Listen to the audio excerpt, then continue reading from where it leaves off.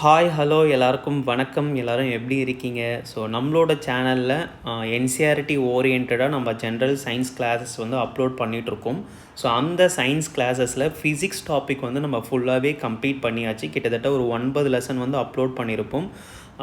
ஃபிசிக்ஸில் எக்ஸாம் பாயிண்டில் கேட்கக்கூடிய கோர் டாபிக்ஸ் கிட்டத்தட்ட ஒரு 9 டாபிக்ஸ் வந்து நம்ம டாப் டு பாட்டம் வரைக்கும் எல்லாமே நம்ம கவர் பண்ணிட்டோம். நெக்ஸ்ட்டு வந்து டெலகிராமில் வந்து ஒரு போல் வந்து கொடுத்துருந்தோம். கெமிஸ்ட்ரி வந்து நடத்தலாமா இல்லை பயாலஜி வந்து நடத்தலாமா அப்படின்ற மாதிரி கேட்டிருந்தோம். நிறைய பேர் வந்து பயாலஜிக்கு ஓட் பண்ணியிருந்தீங்க அப்படின்றதுனால நான் இன்றைக்கி பயாலஜிலேருந்து கிளாஸ் வந்து ஸ்டார்ட் பண்ண போகிறேன். ஸோ ஃபிசிக்ஸ் கம்ப்ளீட்டாக முடிஞ்சு போச்சு. ஸோ இன்னையிலேருந்து நம்ம நியூ சப்ஜெக்ட் வந்து ஸ்டார்ட் பண்ண போகிறோம், பயாலஜி. பயாலஜிலையும் நம்ம ஜுவாலஜி வந்து ஆல்ரெடி நிறைய வீடியோஸ் வந்து அப்லோட் பண்ணியிருக்கோம். அப்படின்றதுனால நான் என்ன பண்ண போகிறேன் அப்படின்னு பார்த்தீங்கன்னா, முதல்ல பாட்னிலேருந்து ஸ்டார்ட் பண்ண போகிறேன். ஒன்ஸ் பாட்னி கிளாஸஸ் முடிஞ்சதுக்கப்புறம் நம்ம ஜுவாலஜி வந்து நம்ம ஸ்டார்ட் பண்ணலாம். அதாவது அப்டேட்டட் சயின்ஸோடைய பாட்னி வந்து நம்ம இன்றைக்கி பார்க்க போகிறோம். ஓகேவா? ஸோ பாட்னி வீடியோஸ் வந்து நம்ம சேனலில் இதுக்கு முன்னாடி நம்ம எதுவுமே போட்டதில்லை. அதனால் பாட்னி வந்து நம்ம கம்ப்ளீட் பண்ணிவிட்டு நெக்ஸ்ட்டு வந்து ஜுவாலஜி கம்ப்ளீட் பண்ணலாம். அதுக்கப்புறம் வந்து கெமிஸ்ட்ரி வந்து பார்க்கலாம். ஓகேவா? ஸோ நெக்ஸ்ட் இந்த ஸ்க்ரீனில் தெரிகிற இந்த மெட்டீரியல் வந்து நம்ம சேல் பண்ணிகிட்ருக்கோம். இந்த மெட்டீரியல் உங்களுக்கு வேணும் அப்படின்னா ஸ்க்ரீனில் தெரிகிற இந்த நம்பருக்கு காண்டாக்ட் பண்ணி உங்களால் அக்சஸ் பண்ணிக்க முடியும். ஸோ 800 பே பண்ணிவிட்டு உங்களோட அட்ரஸ் சென்ட் பண்ணிங்கன்னா கொரியர் மூலமாக இந்த புக்கை வந்து உங்களால் ரிசீவ் பண்ணிக்க முடியும். ஸ்க்ரீனில் தெரியிற இந்த நம்பருக்கு வாட்ஸ்அப் மூலமாக காண்டாக்ட் பண்ணி புக் வந்து அக்சஸ் பண்ணிக்க முடியும். ஓகேவா? ஸோ நம்ம அதிகம் பேச தேவையில்லை, ஏன்னா இது வந்து ரொம்ப பெரிய லெசன். 2 வீடியோ பதிவாக நம்ம பார்க்கலாம். ஓகேவா? நம்ம வீடியோவை வந்து ஸ்டார்ட் பண்ணிடலாம். ஸோ நம்ம ஸ்டார்ட் பண்ண போகிறது என்னென்னு பார்த்தீங்கன்னா, பயாலஜியில் பாட்னின்னு ஒரு சப்ஜெக்ட் இருக்குது, ஜுவாலஜின்னு ஒரு சப்ஜெக்ட் இருக்குது. உயிரியலில் தாவரவியல் மற்றும் விலங்கியல் 2 சப்ஜெக்ட் இருக்குது. ஸோ அதில் முதல்ல நம்ம வந்து தாவரவியல், அதாவது பாட்னியை பற்றி தான் நம்ம பார்க்க போகிறோம். ஸோ பாட்னியில் ஃபஸ்ட்டு லெசன். ஓகேவா? ஸோ பயாலஜியில் டோட்டலாக இது வந்து புக்கு படி பார்த்தீங்கன்னா இது 9வது லெசனில் வந்து இருக்கும். பட் பாட்னியில் நம்ம பார்க்க போகிற ஃபஸ்ட்டு லெசன் வந்து சைட்டாலஜி.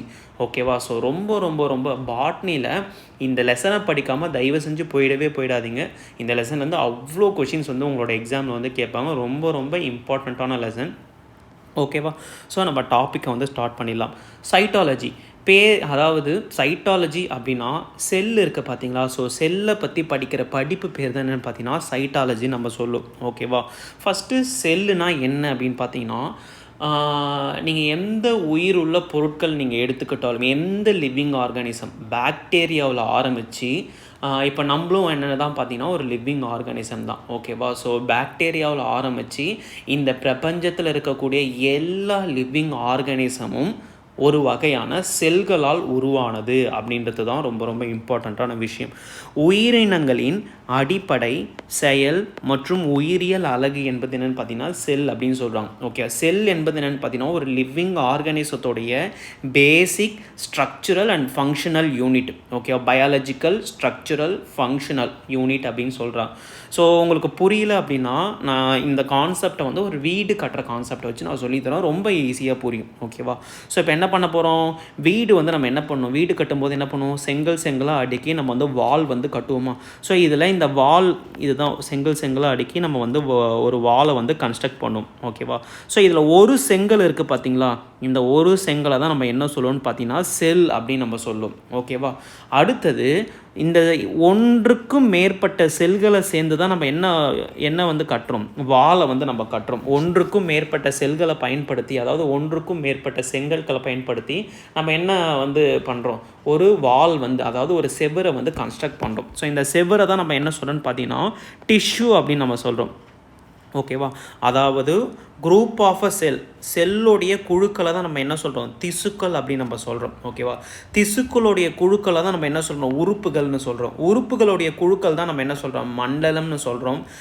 நிறைய மண்டலங்கள் சேர்ந்தது தான் என்னென்னு பார்த்தீங்கன்னா ஒரு கம்ப்ளீட் பாடி அப்படின்னு நம்ம சொல்கிறோம். ஓகேவா? ஸோ இதை புரியலன்றதுக்காக தான் நம்ம என்ன பண்ணுறோம், ஒரு வீடு கட்டுற கான்செப்டை வச்சு நம்ம சொல்லித்தரோம். ஓகேவா?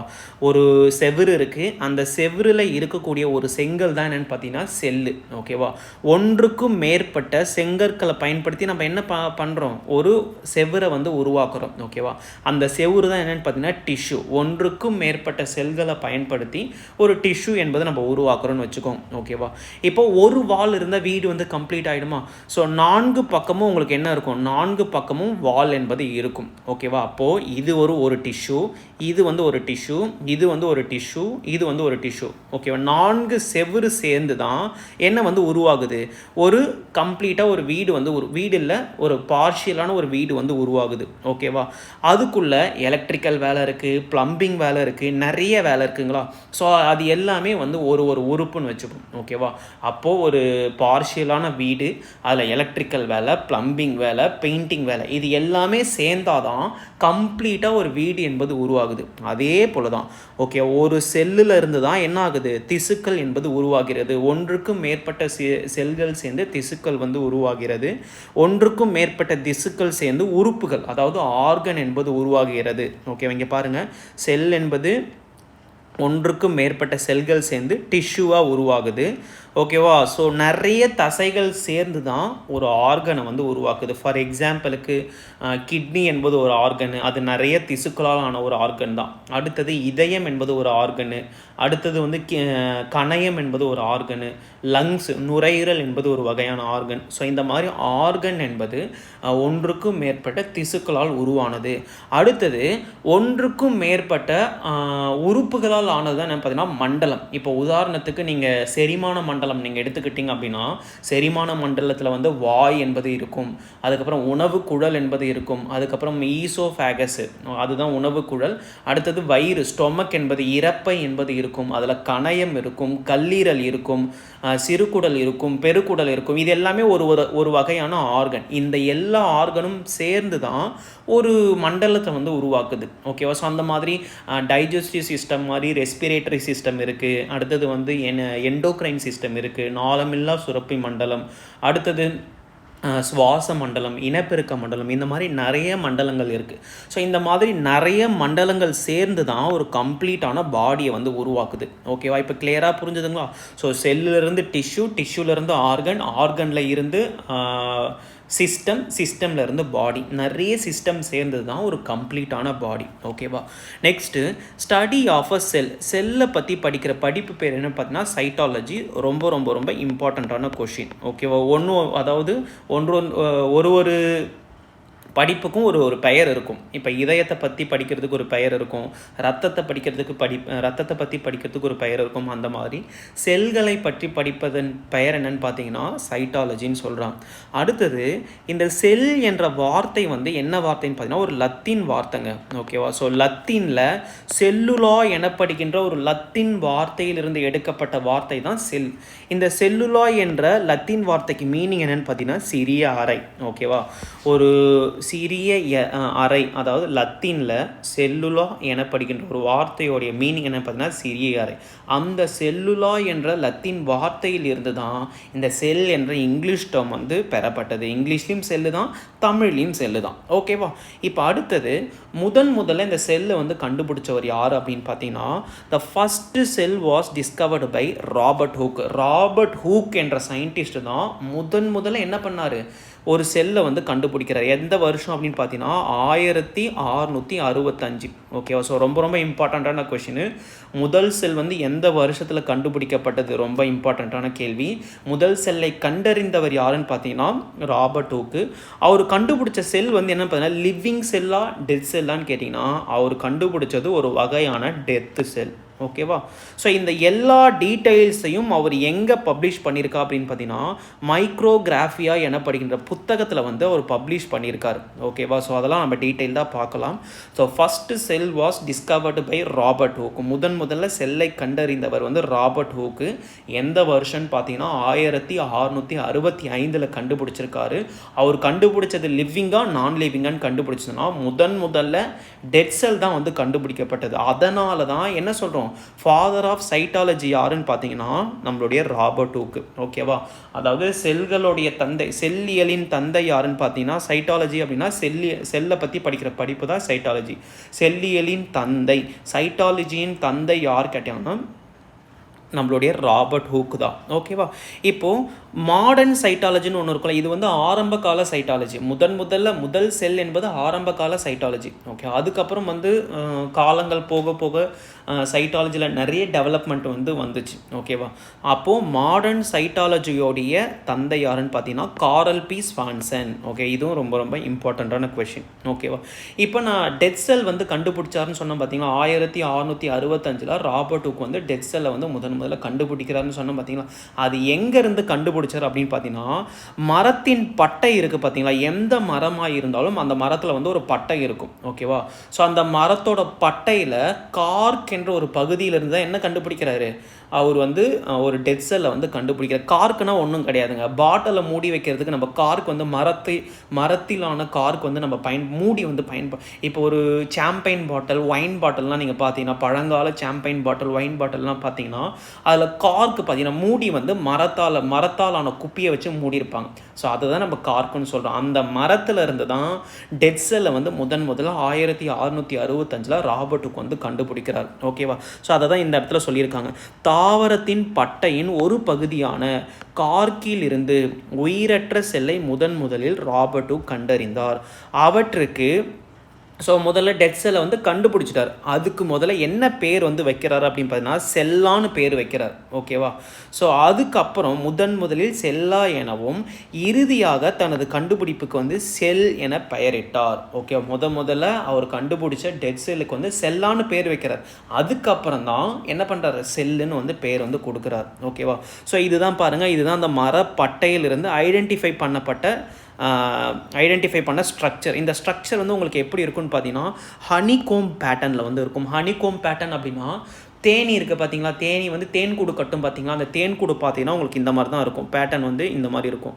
ஸோ இந்த மாதிரி தொடர்ச்சியான பேட்டர்ன் வந்து இருக்கும். ட்ரையாங்குலர் பேட்டர்னோ இல்லை ஏதோ ஒரு பேட்டர்னில் இருக்கும். ஹனிகோம் பேட்டர்ன் அப்படின்னு சொல்லுவாங்க. ஓகேவா? ஸோ இது எல்லாமே என்ன பண்ணால் இதுக்குள்ளே இருந்து தான் செல்லை வந்து கண்டுபிடிச்சார். ஓகேவா? ஸோ அடுத்தது இந்த கண்டுபிடிப்பை பற்றி அவர் எதில் கொடுத்துருக்காருன்னு பார்த்தீங்கன்னா மைக்ரோகிராஃபியா எனப்படுற புத்தகத்தில் தன்னுடைய முதல் செல்லான, அதாவது மரப்பட்டையிலிருந்து ஒரு பகுதி கார்க்கு, அந்த கார்க்கில் இருந்து கண்டுபிடிக்கப்பட்ட முதல் டெத் செல்லை பற்றி இந்த கண்டுபிடிப்பு முழுவதையும் அவர் எந்த புக்கில் கொடுத்துருக்காருன்னு பார்த்தீங்கன்னா மைக்ரோகிராஃபியா எனப்படுகின்ற புத்தகத்தில் வந்து கொடுத்துருக்காரு. ஓகேவா?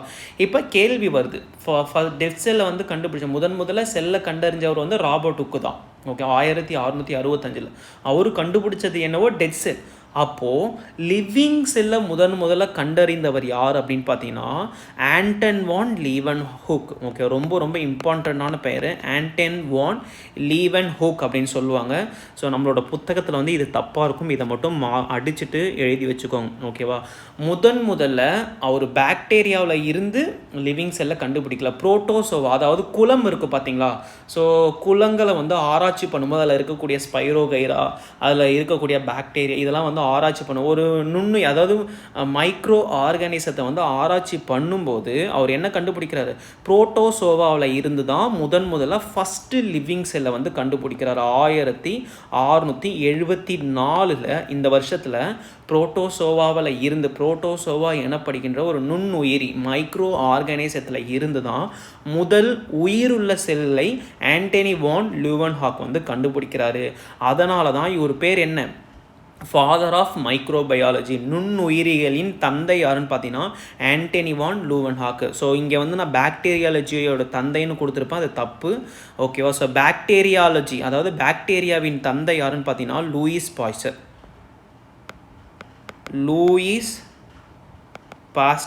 ஸோ இவர் தான் யாருன்னு பார்த்தீங்கன்னா பாக்டீரியாவின் தந்தை. சில சமயம் வந்து ராபர்ட் கோச், அவரோட பேரும் இருக்குது, ராபர்ட் கோச். ஆப்ஷனில் உங்களை 2 பேரில் யாரோட பேர் இருக்கோ நீங்கள் அந்த பேர் வந்து சூஸ் பண்ணிக்கலாம். ஆனால் ப்ராப்பரான ஆன்சர் என்ன பார்த்தீங்கன்னா லூயிஸ் பாஸ்டர் தான். பாக்டீரியாவின் தந்தை யாருன்னு பார்த்தீங்கன்னா லூயிஸ் பாஸ்டர் அல்லது ராபர்ட் கோச். சில சமயம் வந்து ராபர்ட் கோச்னு சொல்லலாம், நம்ம கூகுளில் தேடி பார்த்தீங்கன்னா உங்களுக்கு தெரியும். ஓகேவா? ஆனால் கரெக்டான ஆன்சர் என்ன பார்த்தீங்கன்னா லூயிஸ் பாஸ்டர் தான். நம்ம புக்கில் இது ஒரு சின்ன தப்பு இருக்கும், இதை மட்டும் நோட் பண்ணி வச்சுக்கோங்க. ஓகேவா? ஸோ முதல்ல லிவிங் செல்லை 1674 ஒரு குளத்தை வந்து ஆராய்ச்சி பண்ணும்போது அதில் நிறைய நுண்ணுயிரிகள் இருந்தது. அந்த நுண்ணுயிரிலிருந்து முதல் லிவிங் செல்லை புரோட்டோசோவாவில் இருந்து முதல் லிவிங் செல்லை கண்டுபிடிச்சவர் யாரும் பார்த்தீங்கன்னா ஆண்டனி வான் லியூவென்ஹாக். அதை தான் இந்த பாயிண்டில் வந்து சொல்லியிருக்கேன், நோட் பண்ணி வச்சுக்கோங்க. ஓகேவா? ஸோ இவர் வந்து இவரோட கண்டுபிடிப்பை எந்த புத்தகத்தில் வெளியிட்டார் அப்படின்னு பார்த்தீங்கன்னா, இதனை ஆர்கனா நேச்சர் எனப்படுகிற புத்தகத்தில் வந்து வெளியிட்டார். ஓகேவா? ஸோ ஆர்கனா நேச்சரா அவர் வந்து ராபர்ட் ஹூக் வந்து மைக்ரோகிராஃபியா எனப்படுகின்ற புத்தகத்தில் வந்து தன்னோட கண்டுபிடிப்பை வெளியிட்டார். அடுத்தது ஆண்டனி வான் லியூவென்ஹாக் வந்து தன்னோட கண்டுபிடிப்பை வந்து ஆர்கனா நேச்சரா எனப்படுகின்ற புத்தகத்தில் தன்னோட கண்டுபிடிப்பை வந்து வெளியிடுறார். இவர் வந்து புரோட்டோசோவா மட்டும் இல்லாமல் ஒரு சில பாக்டீரியாவை வந்து ஃபைன் பண்ணியிருக்காரு. ஆர்பிசியை வந்து ரெட் பிளட் செல் இருக்குது பார்த்தீங்களா? ஸோ அந்த செல்லையும் கண்டுபிடிச்சவர் யாருன்னு பார்த்தீங்கன்னா நம்ம ஆண்டனி வான் லியூவென்ஹாக் தான். அடுத்தது ஸ்பெர்ம் செல் இருக்குது பார்த்தீங்களா? ஹியூமனுடைய மேலில் இருக்கக்கூடிய விந்தணுக்கள் இருக்குது பார்த்தீங்களா? விந்து செல்லை கண்டுபிடிச்சவர் யார் தான் பார்த்தீங்கன்னா ஆண்டனி வான் லியூவென்ஹாக். ஓகேவா? ஸோ இப்போது நெக்ஸ்ட்டு வந்து செல் தேரியை பற்றி நம்ம படிக்க போகிறோம். ஓகேவா? செல்லை வந்து கண்டுபிடிச்சிட்டாங்க, டெத் செல் வந்து கண்டுபிடிச்சிட்டாங்க. அடுத்தது வந்து என்ன, லிவிங் செல் வந்து கண்டுபிடிச்சிட்டாங்க. இப்போ அடுத்தது செல் கோட்பாடுன்னு வந்து ஒரு 2 சயின்டிஸ்ட் வந்து கொடுக்குறாங்க. செல்லுன்னு இருந்தால் கண்டிப்பாக இந்த தேரிலாம் இருக்கும் அப்படின்றத வந்து சொல்கிறாங்க. யார் அப்படின்னு பார்த்தீங்கன்னா, செல் தேரி வாஸ் கிவன் பை, இந்த கொஷின் வந்து நிறைய டைம் உங்களோட எக்ஸாமில் வந்து கேட்டிருக்காங்க, ரொம்ப ரொம்ப இம்பார்ட்டன்ட். ஓகேவா? செல் தேரி வாஸ் கிவன் பை ஷீல்டன். ஓகே, 1838 வந்து ஷீல்டனும் 1839 வந்து ஸ்வானும் என்ன பண்ணுறாங்க பார்த்தீங்கன்னா செல் கோட்பாடை வந்து கொடுக்குறாங்க. அவங்க என்ன சொல்கிறாங்க பார்த்தீங்கன்னா 3 முக்கியமான பாயிண்ட் தான். செல் தேரி அப்படின்னு எடுத்துக்கிட்டிங்கன்னா உங்களுக்கு 3 முக்கியமான பாயிண்ட் தான். ஓகேவா? ஸோ இதில் என்னென்ன கொஷின்லாம் கேட்பாங்க பார்த்தீங்கன்னா, செல் தேரியை கண்டுபிடிச்சது யார், எந்த வருஷத்தில் கண்டுபிடிச்சாங்கன்னு கேட்பாங்க. ஷீல்டன் வந்து 1838லையும் ஸ்வான் வந்து 1839லையும் செல் தேரியை பற்றி சொல்கிறாங்க. செல் தேரியில் எத்தனை குறிப்புகள் இருக்குன்னா மொத்தமாக 3 முக்கிய குறிப்புகள் வந்து இருக்குது. ஓகேவா? ஸோ கண்டிப்பாக இதை வந்து ஸ்டேட்மெண்ட் அண்ட் கன்க்ளூஷன் டைப்பில் அப்படின்னு வந்து உங்களுக்கு கொஷின் வந்து கேட்கலாம். ஒரு இந்த 3 ஆன்சர் கொடுத்துட்டு இன்னொரு ஆப்ஷன் கொடுத்துட்டு கீழ்கண்டவற்றில் எது தவறுன்னு கேட்கலாம். ஓகேவா? இப்போ பாருங்கள், அவங்க என்ன சொல்கிறாங்க பார்த்தீங்கன்னா, எந்த உயிரினம் எடுத்துக்கிட்டாலும் ஓகே, அனைத்து உயிரினங்களின் அடிப்படை மற்றும் செயல் அலகு வந்து என்னென்னு பார்த்தீங்கன்னா செல் தான். ஒரு லிவிங் ஆர்கானிசம் அப்படின்னு இருக்குன்னா அந்த லிவிங் ஆர்கானிசம் எதுலேருந்து தான், அதாவது லிவிங் ஆர்கானிசத்தோடைய அடிப்படை அலகு என்னென்னு பார்த்தீங்கன்னா, so basic functional, structural and biological unit எதுன்னு பார்த்தீங்கன்னா செல். இதுதான் செல் தியரியோட முதல் பாயிண்ட். 2வது பாயிண்ட் என்னன்னு பார்த்தீங்கன்னா, எல்லா லிவிங் ஆர்கானிசமும் ஒரு செல் அல்லது மல்டிபிள் செல்லால் உருவாகியிருக்கும் அப்படின்னு சொல்கிறார். லிவிங் ஆர்கானிசம் என்பது என்ன நான் சொல்லிட்டேன், செல்லால் தான் செல்களால் உருவானது தான் உயிருள்ள ஆர்கானிசம், அதாவது உயிரினங்கள். ஓகேவா? அப்போது ஒரு செல் உயிரினங்களும் உண்டு, பல செல் உயிரினங்களும் உண்டு. அதாவது ஒரு செல் கொண்டு உயிரினங்களும் உருவாக்க முடியும், அடுத்தது பல செல் கொண்டு உயிரினங்களும் உருவாக்க முடியும். இல்லை, ஒரு செல் உயிரினங்களும் உண்டு, பல செல் உயிரினங்களும் உண்டு. அதுதான் செல் தியரியோடைய 2வது பாயிண்ட். உயிரினங்கள் ஒரு செல் மற்றும் பல செல்களால் உருவாகி இருக்கும். அடுத்தது 3வது பாயிண்ட் என்னன்னு பார்த்தீங்கன்னா, ஒரு புதிய செல் இருக்குது பார்த்தீங்கன்னா, இப்போ நம்ம உடம்புல எண்ணற்ற செல்கள் வந்து இருக்குது. ஓகேவா? ஸோ நம்ம வளர செல் என்பது டெவலப் ஆகிட்டே இருக்குங்களா. நம்ம வளர்றோம் அப்படின்னா என்ன அர்த்தம், செல் என்பது டெவலப் ஆகிட்டே போகுது. அப்போது இந்த நியூ செல் என்பது எப்படி உருவாகி இருக்குன்னு பார்த்தீங்கன்னா, ஆல்ரெடி இருக்கக்கூடிய ஒரு செல்லில் இருந்து தான் நியூ செல் என்பது உருவாகிறது அப்படின்னு சொல்லலாம். A new cell has been arise from pre existing cell. ஒரு புதிய செல் அதன் முன்பு இருந்த செல்லிலிருந்து உருவாகிறது அப்படின்னு சொல்கிறாங்க. இந்த 3 முக்கியமான பாயிண்ட்டு தான் செல் தியரியில் வந்து இருக்குது. ரொம்ப ரொம்ப இம்பார்ட்டண்ட்டான பாயிண்ட்டு, படித்து வச்சுக்கோம். ஓகேவா? இப்போ நான் என்ன சொன்னேன், எல்லா லிவிங் ஆர்கானிசமும், அனைத்து இந்த பிரபஞ்சத்தில் இருக்கக்கூடிய அனைத்து உயிரினங்களும் எதுக்கு கீழே தான் வரும் பார்த்தீங்கன்னா செல் தியரியோட கோட்பாடுக்கு, அதாவது செல் கோட்பாடுக்கு கீழே தான் வருமே. ஓகேவா? செல் கோட்பாட்டில் என்ன சொல்லியிருக்கோமோ அதுக்கு கீழே தான் எல்லா உயிரினங்களும் அடங்கும். ஆனால் வைரஸ் எனப்படுகின்ற ஒரு உயிரினம் மட்டும் செல் தேரிக்கு கீழே கவர் ஆகாது. ஏன் அப்படின்னு பார்த்தீங்கன்னா, ஸோ அதை தான் இங்கே சொல்லியிருக்காங்க. All the living organism are comes under the cell theory except virus. வைரஸை தவிர்த்து மற்ற அனைத்து உயிரினங்களும் செல் கோட்பாட்டிற்கு கீழ் அடங்கும். ஏன் வைரஸ் வந்து செல் கோட்பாட்டிற்கு கீழே வராது அப்படின்னு பார்த்தீங்கன்னா, ஆக்சுவலாக வைரஸ் என்பது ஒரு என்விரான்மெண்ட்டில் வெளிப்புறத்தில் இருக்கும்போது, ஃபார் எக்ஸாம்பிளுக்கு நீங்கள் கொரோனாவே எடுத்துக்கோங்களேன். கொரோனா வந்த காலகட்டத்தில் நம்ம என்ன சொன்னாங்க எல்லாருமே, அந்த பொருளை தொடாத, இந்த பொருளை தொடாத, அங்கே தொடாத, இங்கே தொடாத, கையை நல்லா கழுவணும் அப்படின்னு எதுக்காக சொன்னாங்க அப்படின்னு பார்த்தீங்கன்னா, ஸோ சரௌண்டிங் என்விரான்மெண்ட் சரௌண்டிங்கில் வைரஸ் இருக்கும்போது என்னவா இருக்கும் பார்த்தீங்கன்னா, ஒரு உயிரற்ற பொருட்களாக இருக்கும். ஒன்ஸ் அது நம்ம உடம்புக்குள்ளே வந்த உடனே தான் அது வந்து ஒரு உயிருள்ள பொருள் மாதிரி மாறும். இது வந்து ஒரு எக்ஸப்ஷனல் கேஸ், ஓகேவா? ஸோ வைரஸ் என்பது ஒரு ஃபாரின் பாடி, அதாவது வெளிப்புறத்தில் இருக்கும்போது அது வந்து ஒரு உயிரற்ற பொருளாக செயல்படும். ஒன்ஸ் அது நம்ம உடம்புக்குள்ளே வந்துருச்சு அப்படின்னா அது வந்து உயிருள்ள பொருள் மாதிரி செயல்படும். அதனால தான் வைரஸ் என்பது செல் தியரிக்கு கீழே வரவே வராது, ஓகேவா? ஓகே, இப்போ இந்த செல்லை பற்றி ஒரு சில முக்கியமான பாயிண்ட்ஸ் எல்லாம் நம்ம தெரிஞ்சுக்கணும், ஓகேவா? ஸ்மாலஸ்ட் செல் எதுன்னு பார்த்தீங்கன்னா, நம்ம செல்லை பற்றி நம்ம படித்தாச்சு, பேசிக்ஸ் திங்ஸ் எல்லாமே படித்தாச்சு. இந்த பிரபஞ்சத்தில் இருக்கக்கூடிய மிகச்சிறிய செல் எதுன்னு பார்த்தீங்கன்னா பாக்டீரியா. ஆக்சுவலாக வந்து பாக்டீரியா தான் வந்து என்னன்னு பார்த்தீங்கன்னா மிகச்சிறிய செல் எதுன்னு பார்த்தீங்கன்னா பாக்டீரியா தான், ஓகேவா? அனிமல்லையும் செல் இருக்குது, பிளான்ஸ்லேயும் செல் இருக்குது, ஃபங்கஸ்லேயும் செல் இருக்குது, பாக்டீரியாவிலையும் செல் இருக்குது, ஓகேவா? ஸோ அப்போது உங்ககிட்ட இந்த பிரபஞ்சத்திலே ஸ்மாலஸ்ட் செல் எதுன்னு கேட்டாங்கன்னா நீங்கள் சிம்பிளாக பாக்டீரியான்னு சொல்லலாம், ஓகேவா?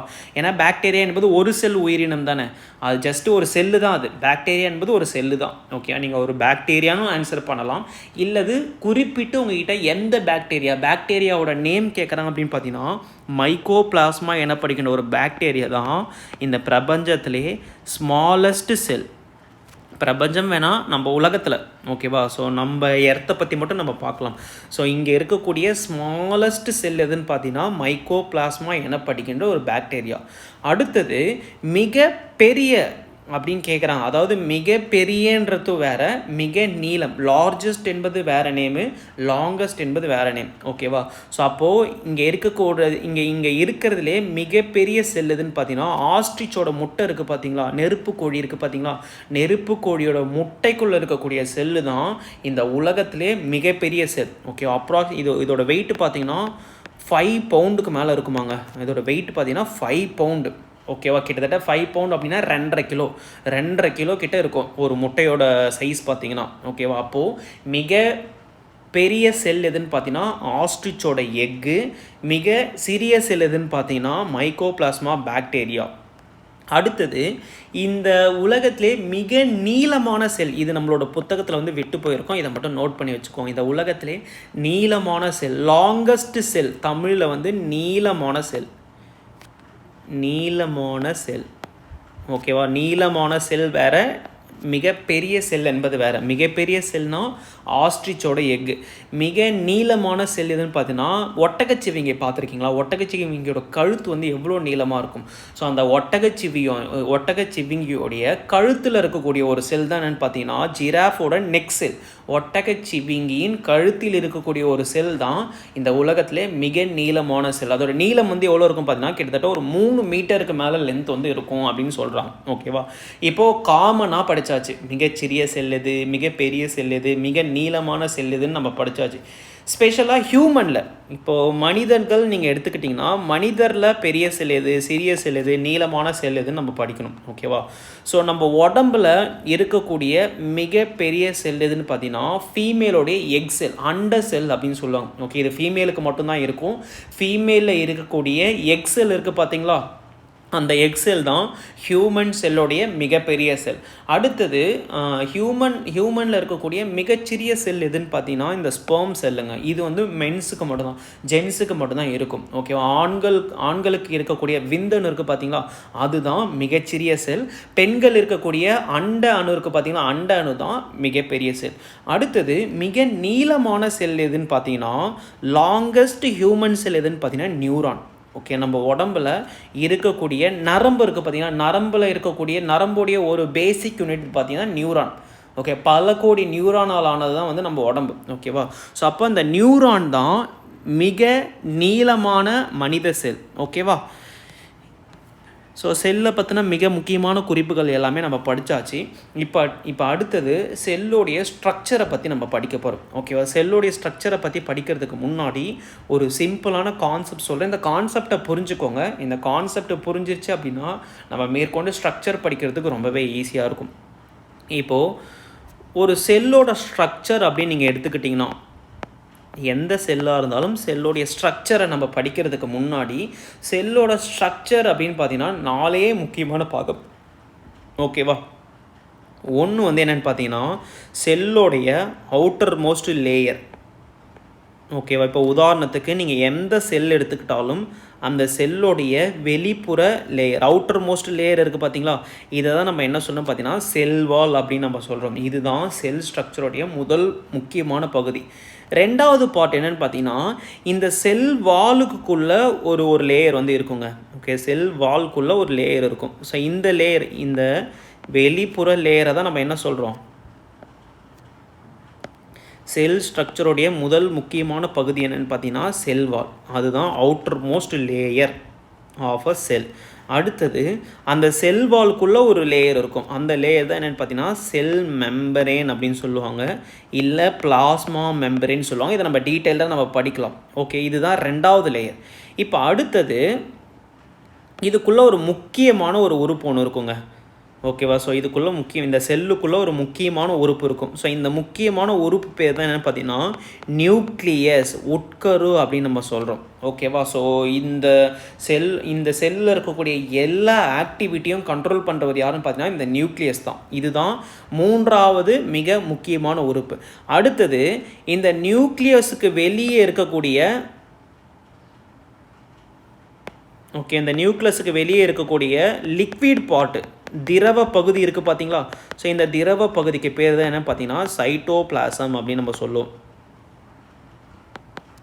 ஓகேவா?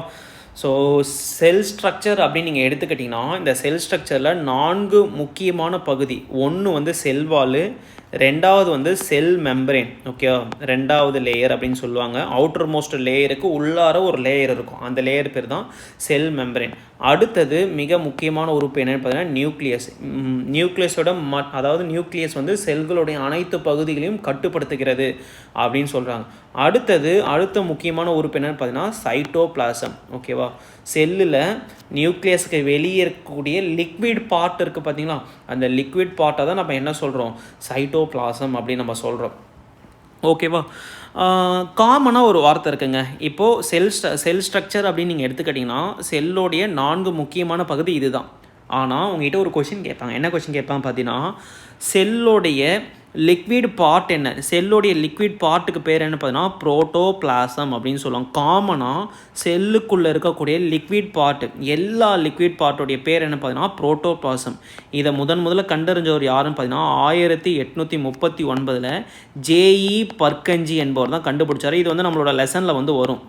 பட் இது எதுக்காக நான் சொல்ல வரேன்னு பார்த்தீங்கன்னா இங்கே படிக்கும்போது நியூக்ளியஸுக்கு வெளியே இருக்கக்கூடிய லிக்விட் பகுதியை நம்ம என்ன பேர் சொல்கிறோம், சைட்டோபிளாசம்னு சொல்கிறோம். ஆனால் செல்லோடைய லிக்விட் அப்படின்னு கேட்டாங்கன்னா புரோட்டோபிளாசம் தான் உங்களுக்கு ஆப்ஷனில் வந்து இருக்கும். ஏன் அப்படின்னு பார்த்தீங்கன்னா இந்த நியூக்ளியஸ் இருக்குது பார்த்தீங்களா, இந்த நியூக்ளியஸ்க்குள்ளே ஒரு லிக்விட் வந்து இருக்குங்க. ஸோ இந்த நியூக்ளியஸ்க்குள்ளே இருக்கக்கூடிய லிக்விடோட பேர் என்னென்னு பார்த்தீங்கன்னா நியூக்ளியோபிளாசம் அப்படின்னு சொல்லுவாங்க. ஓகேவா? நியூக்ளியஸுக்கு வெளியே இருக்கக்கூடிய லிக்விட் பகுதி இருக்குது பார்த்தீங்களா, அதுக்கு பேர் வந்து சைட்டோபிளாசம் அப்படின்னு சொல்லுவாங்க. அப்போது இந்த சைட்டோபிளாசமும் இந்த நியூக்ளியோபிளாசமும் சேர்ந்தது தான் என்னென்னு பார்த்தீங்கன்னா புரோட்டோபிளாசம். அப்போ ஒரு செல்லில் காமனாக இருக்கக்கூடிய லிக்விடோட பேர் என்னென்னு பார்த்தீங்கன்னா அது வந்து சைட்டோபிளாசமாக இருக்கட்டும், நியூக்ளியோபிளாசமாக இருக்கட்டும், இது எல்லாத்தையும் சேர்த்து தான் நம்ம என்ன சொல்கிறோம், புரோட்டோபிளாசம் அப்படின்னு நம்ம சொல்கிறோம். ஓகேவா? புரோட்டோபிளாசம் என்பது நியூக்ளியஸ்குள்ளே இருக்கக்கூடிய லிக்விடையும் அந்த நியூக்ளியஸ்க்கு வெளியே இருக்கக்கூடிய லிக்விடையும் சேர்த்து தான் நம்ம என்ன சொல்கிறோம், புரோட்டோபிளாசம் அப்படின்னு நம்ம சொல்கிறோம். ஓகே, இப்போ செல் ஸ்ட்ரக்சர் நீங்கள் எடுத்துக்கிட்டிங்கன்னா இந்த 4 முக்கியமான ஸ்ட்ரக்சர் தாங்க இருக்குது. ஓகேவா? அப்போது நிறைய கேள்வி வரும், சார் இதில் செல்லில் மைட்டோகாண்ட்ரியான்னு ஒன்று இருக்குது, கோல்கி அப்பாரட்டஸ்னு ஒன்று இருக்கும், ரைபோசோம்னு ஒன்று இருக்கும், எண்டோபிளாஸ்மிக் ரெட்டிகுலம்னு ஒன்று இருக்கும். இதெல்லாம் எங்கே இருக்கும் அப்படின்னு பார்த்தீங்கன்னா இந்த சைட்டோபிளாசம் இருக்குது பார்த்தீங்களா, ஆக்சுவலாக நியூக்ளியஸை பொறுத்து நம்ம செல்லை வந்து 2 வகையாக பிரிப்போம். ஒன்று வந்து ப்ரோகேரியோட்டிக் செல்லுன்னு பிரிப்போம், இன்னொன்று வந்து யூகேரியோட்டிக் செல்லுன்னு பிரிப்போம். ஓகேவா? ஸோ ப்ரோகேரியோட்டிக் அதாவது நியூக்ளியஸோட அடிப்படையில் நம்ம என்ன பண்ணுறோம், செல்லை வந்து 2 வகையாக பிரிக்கிறோம். ஒன்று வந்து ப்ரோகேரியோட்டிக் செல்லு, இன்னொன்று வந்து யூகேரியோட்டிக் செல்லு. ஸோ இந்த ப்ரோகேரியோட்டிக் செல்லில் செல் வால் இருக்கும், செல் மெம்பரேன் இருக்கும், சைட்டோபிளாசம் இருக்கும், அடுத்தது ரைபோசோம்னு ஒன்று இருக்கும், குரோமோசோம்னு ஒன்று இருக்கும். அதாவது நன்கு வளர்ந்த நியூக்ளியஸை பெற்றிருக்கக்கூடிய செல்லை தான் நம்ம என்ன சொல்கிறோம், யூகேரியாட்டிக்னு சொல்கிறோம். ஓகேவா? ஸோ நன்கு வளராத நியூக்ளியஸ், அதாவது டெவலப் ஆகாத நியூக்ளியஸு, நிறைய இன்டர்னல் ஆர்கன்ஸ் வந்து இருக்கவே இருக்காது. ஸோ அந்த செல்லை தான் நம்ம என்ன சொன்னோம் பார்த்தீங்கன்னா ப்ரோகேரியாட்டிக்னு செல்லுன்னு சொல்கிறோம். ஓகேவா? ஸோ அப்போ இந்த யூகேரியாட்டிக் செல்லில் தான் உங்களுக்கு என்னெல்லாம் வரும், இந்த மைட்டோகாண்ட்ரியா, ரைபோசோமு, எண்டோபிளாஸ்மிக் ரெட்டிகுலம், ஏன்னா அதில் தான் நன்கு வளர்ந்த நியூக்ளியஸ் வந்து இருக்குது. ஓகேவா? அதை தான் நம்ம இங்கே படிக்க போகிறோம். Cell has been classified by the 2 types. Okay, based on the nucleus, அதாவது internal organ of the cell. செல்லுடைய மிக முக்கியமான நுண்ணுறுப்பான உட்கருவின் அடிப்படையில் செல்லை 2 வகையாக பிரிக்கிறோம். ஒன்று வந்து என்னென்னு பார்த்தீங்கன்னா ப்ரோகேரியாட்டிக் செல்லு, இன்னொன்று வந்து என்னென்னு பார்த்தீங்கன்னா யூகேரியாட்டிக் செல்லு. ஓகேவா? ஸோ இந்த ப்ரோகேரியாட்டிக் செல்லில் பார்த்தீங்கன்னா நியூக்ளியஸ் என்பது இருக்காது. யூகேரியாட்டிக் செல்லில் என்ன பார்த்தீங்கன்னா நியூக்ளியஸ் என்பது இருக்கும். இது ரெண்டுத்தில் எது வந்து டெவலப்டு செல் எதுன்னு பார்த்தீங்கன்னா இதுதான் டெவலப்டு செல். ஓகேவா? டெவலப்டு செல். ஸோ டெவலப்டு செல் அப்படின்னா அதில் நிறைய இன்டர்னல் ஆர்கன்ஸ் வந்து இருக்கும். ஓகேவா? ப்ரோகேரியாட்டிக் செல்லில் நியூக்ளியஸே இல்லை அப்படின்றதுனால அதில் எந்த ஒரு டெவலப்டு பார்ட்ஸும் டெவலப்டு இன்டர்னல் ஆர்கன்ஸும் இருக்கவே இருக்காது. ஸோ ப்ரோகேரியாட்டிக் செல்லில் என்னெல்லாம் இருக்குன்னு பார்த்தீங்கன்னா செல்வால் இருக்கும், செல்லோடைய அவுட்டர் மோஸ்ட் லேயர் வந்து இருக்கும். அடுத்தது செல் மெம்பரேன் வந்து இருக்கும், அதாவது அவுட்டர் மோஸ்ட் லேயருக்கு அடுத்து இருக்கக்கூடிய ஒரு லேயரை தான் செல் மெம்பரேன் அப்படின்னு சொல்லும். அடுத்தது நியூக்ளியஸுக்கு வெளியே இருக்கக்கூடிய லிக்விடோட பார்ட் வந்து என்ன, சைட்டோபிளாசமா. ஸோ சைட்டோபிளாசம் என்பது ப்ரோகேரியாட்டிக் செல்லில் இருக்கும். இது இல்லாமல் குரோமோசோமுன்னு ஒன்று இருக்கும். ஓகே, குரோமோசோமுன்னு ஒன்று இருக்கும், ரைபோசோமுன்னு ஒன்று இருக்கும். ஓகே, இந்த 5 பார்ட்டு மட்டும்தான் உங்களுக்கு எதில் இருக்குமா, இந்த 5 பார்ட்டு மட்டும்தான் ப்ரோகேரியாட்டிக் செல்லில் இருக்கும். இதை தவிர்த்து இந்த 5 பார்ட் வந்து யூகேரியாட்டிக் செல்லுலேயும் இருக்கும்.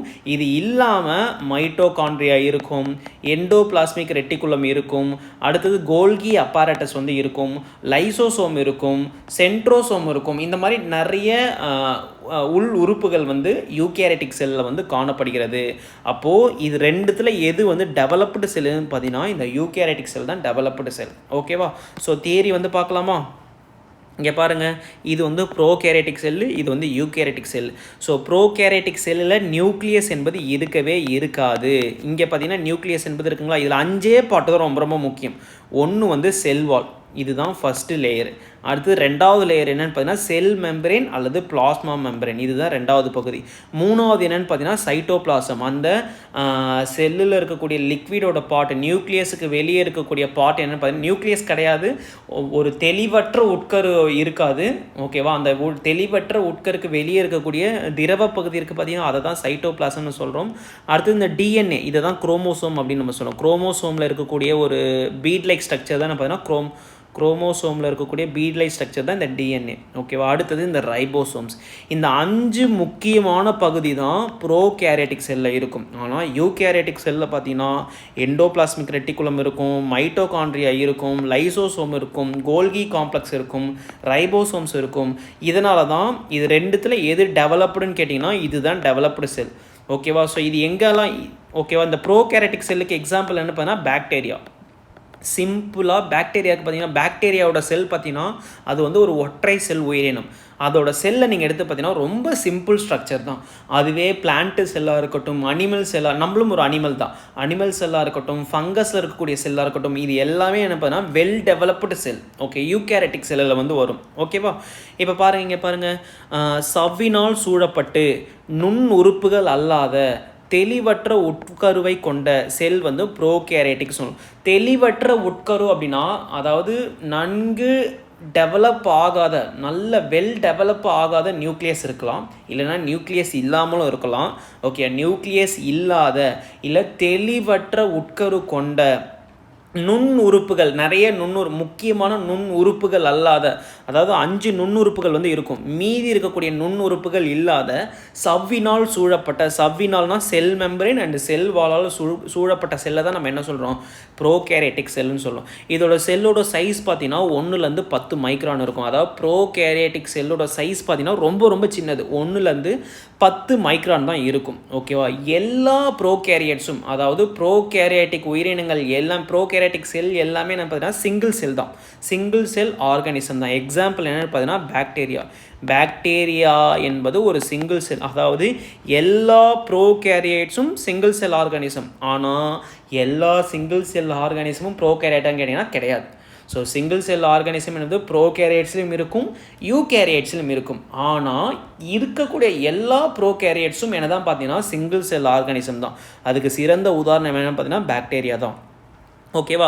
ஸோ அதில் இருக்கக்கூடிய இன்டர்னல் ஆர்கனல்ஸ் என்னென்னு பார்த்தீங்கன்னா ஆல்ரெடி நான் சொல்லிட்டேன். அதில் மிக முக்கியமாக 5 உள்ளுறுப்புகள் தான் இருக்கும். ஒன்று வந்து செல் வால், இதுதான் அவுட்டர் மோஸ்ட் செல் சுவர் அப்படின்னு சொல்லுவாங்க.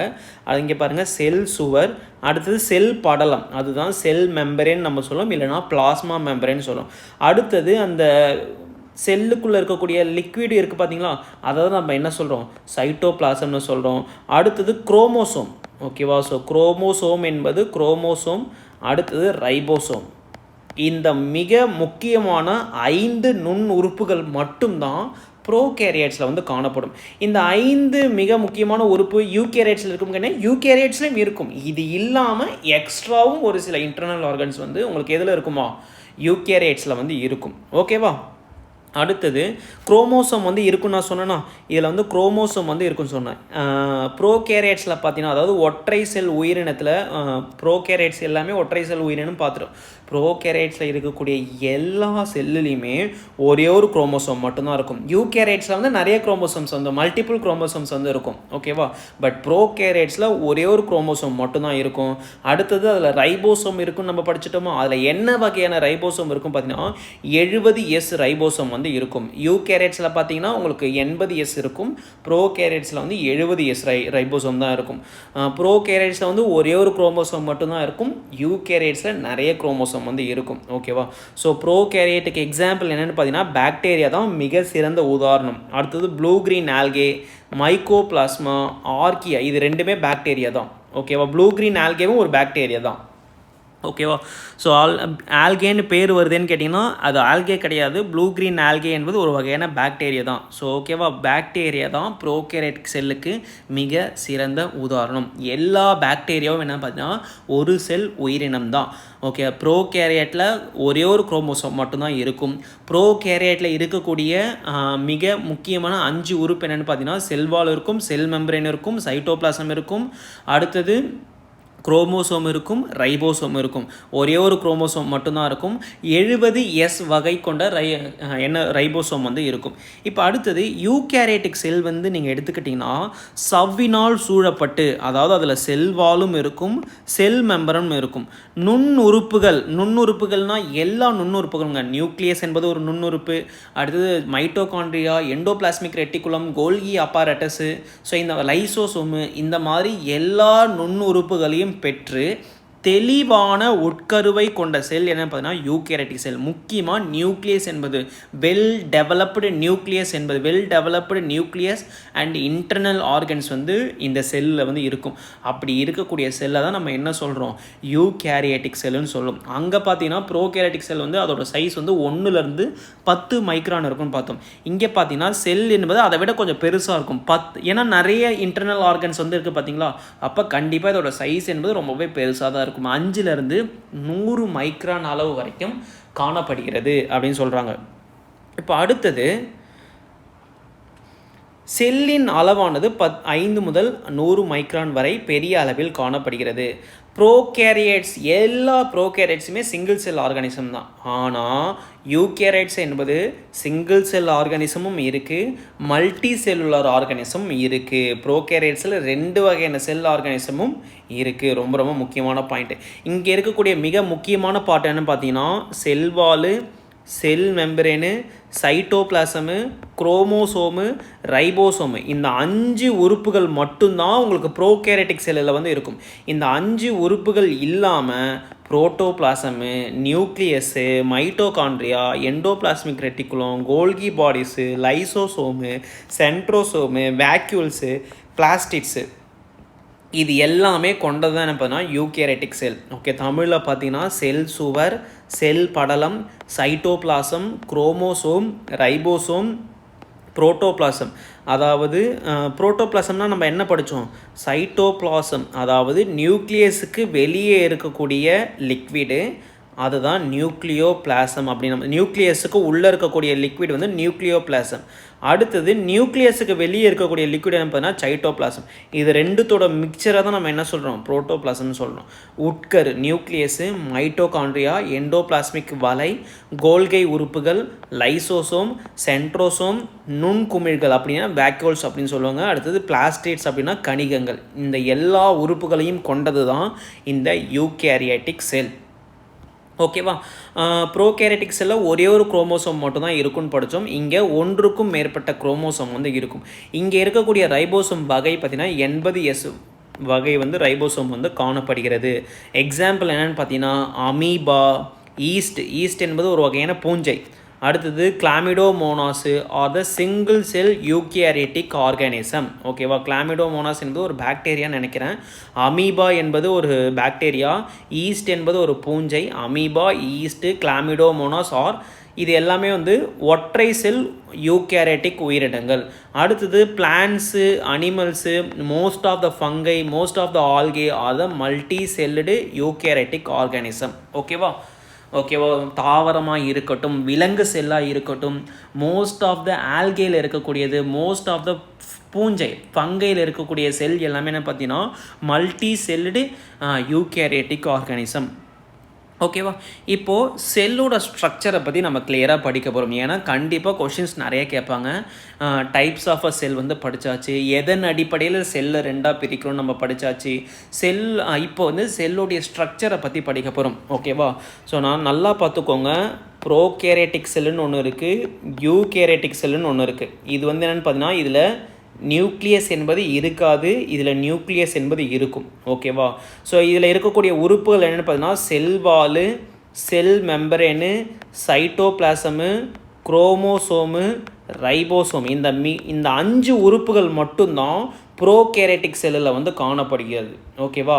இந்த 5 உறுப்புகளோட சேர்ந்து மற்ற உறுப்புகள் எண்டோபிளாஸ்மிக் ரெட்டிகுலம், கோல்கி அப்பரேட்டஸு, லைசோசோமு, மைட்டோகாண்ட்ரியா, இது எல்லாமே இருக்கிறது என்னென்னு பார்த்தீங்கன்னா யூகேரியாட்டிக் செல். அப்போது முதல்ல இந்த 5 விஷயங்களை நம்ம கிளியராக படிச்சிடலாம். ஏன்னா இந்த 5 விஷயங்கள் என்பது ப்ரோகேரியாட்டிக் செல்லையும் வரும், யூகேரியாட்டிக் செல்லையும் வரும். இந்த 5 விஷயங்களை பற்றி இண்டிவிஜுவலாக தனித்தனியாக படிச்சுட்டு கூடவே வந்து endoplasmic reticulum, கோல்கி apparatus, lysosome, mitochondria, இந்த மாதிரி உறுப்புகளை பற்றி, சென்ட்ரோசோமு, பிளாஸ்டிட்ஸு, வேக்யூல்ஸ், இதை பற்றி நம்ம டீட்டெயில்டாக நம்ம படிக்கலாம். ஓகேவா? இப்போ இதில் முதல்ல நம்ம என்ன பார்க்க போகிறோம்னு பார்த்தீங்கன்னா செல் சுவரை பற்றி படிக்க போகிறோம். ஓகேவா? இப்போ நீங்கள் ஒரு செல் நீங்கள் எடுத்துக்கிட்டிங்கன்னா அந்த செல்லோடைய அவுட்டர் மோஸ்ட் லேயர், வெளிப்புற பகுதி இருக்குது பார்த்தீங்களா? இந்த வெளிப்புற பகுதி தான் என்னென்னு பார்த்தீங்கன்னா செல் சுவர், இங்கிலீஷில் வந்து செல் வால் அப்படின்னு சொல்லுவாங்க. இதோட மிக முக்கியமான பணி என்னென்னு பார்த்தீங்கன்னா ப்ரொடெக்ஷன். ஒரு செல்லுக்கு பாதுகாப்பு கொடுக்கக்கூடியது எதுன்னு பார்த்தீங்கன்னா இந்த செல் சுவர் தான். எதுலேருந்து பாதுகாப்பு கொடுக்குன்னு கேட்டிங்கன்னா எக்ஸஸ் ஆஃப் ஹீட்டு. நம்ம செல்லுக்கு அதாவது வெப்பமும் தேவை, லைட்டும் தேவை. ஓகே, பட் எக்ஸஸாக இருந்துச்சு அப்படின்னா அந்த செல் வந்து செத்து போயிடும். ஓகேவா? அப்போது எக்ஸஸான வெப்பம் மற்றும் ஒளியிலிருந்து, எக்ஸஸான ஹீட் அண்ட் லைட்டில் இருந்து நம்ம செல்லை ப்ரொடெக்ட் பண்ணுறவர் யாருன்னு பார்த்தீங்கன்னா இந்த செல் சுவர் தான். The outer most layer of a bacteria, fungi, plant cell என்னன்னு பார்த்தீங்கன்னா செல் வால். ஓகேவா? ஏன் இங்கே அனிமல் செல்லை வந்து குறிப்பிடலை அப்படின்னு பார்த்தீங்கன்னா அனிமல் செல் நீங்கள் எடுத்துக்கிட்டிங்கன்னா இது மட்டும் ஒரு எக்ஸப்ஷன். பாக்டீரியாவில் இருக்கும், ஃபங்கையில் இருக்கும், பிளான்ட் செல்ஸில் இருக்கும். ஆனால் அனிமலோட செல்லில் மட்டும் உங்களுக்கு என்ன இருக்காதுன்னு பார்த்தீங்கன்னா செல் சுவர் என்பது இருக்காது. இது மட்டும் ஒரு எக்ஸப்ஷன். ஓகேவா? இங்கே பாருங்கள், cell wall is absent in animal cell. அதாவது பிளான்ட் செல்லில் இருக்குமான்னு கேட்டிங்கன்னா கண்டிப்பாக செல்வால் என்பது இருக்கும். அடுத்தது ஃபங்கையில் வந்து ஃபங்கையோட செல்லில் செல்வால் இருக்குமான்னு கேட்டிங்கன்னா கண்டிப்பாக இருக்கும். அடுத்தது பாக்டீரியாவில் வந்து செல்வால் இருக்குமான்னு கேட்டிங்கன்னா பாக்டீரியாவில் வந்து கண்டிப்பாக செல்வால் வந்து இருக்கும். அனிமலோட செல்லில் வந்து செல்வால் இருக்குமான்னு கேட்டிங்கன்னா அனிமலோட செல்லில் செல்வால் வந்து இருக்காது. இது மட்டும் ஒரு எக்ஸப்ஷன் கேஸ். இது இல்லாமல் பாக்டீரியாவில் செல்வால் வந்து இருக்குன்னு நம்ம படிச்சிட்டோமா, இதுலேயும் ஒரு எக்ஸப்ஷன் இருக்குது. அது நம்மளோட புத்தகத்தில் இருக்காது, எழுதிக்கோங்க. ஓகே, மைக்கோபிளாஸ்மா எனப்படுகின்ற ஒரு பாக்டீரியா இருக்குது பார்த்தீங்களா?